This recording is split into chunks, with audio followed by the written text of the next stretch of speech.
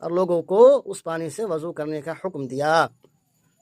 قال فرأيت الماء، راوی یعنی حضرت انس بن مالک رضی اللہ تعالیٰ عنہ کہتے ہیں کہ فرأيت الماء ينبع من تحت اصابعه، میں نے حضور صلی اللہ علیہ وسلم کی انگلی کے نیچے سے پانی کو ابلتے ہوئے دیکھا۔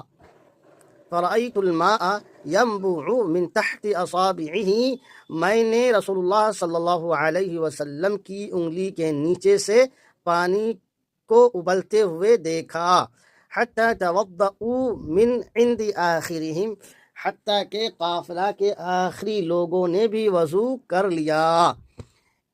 معلوم ہوا کہ ایک لوٹے سے سارے قافلے کے لوگوں نے وضو کر لیا۔ یہ حضرت محمد صلی اللہ علیہ وسلم کا معجزہ تھا کہ ایک لوٹے میں سارے قافلے والوں نے وضو کر لیا۔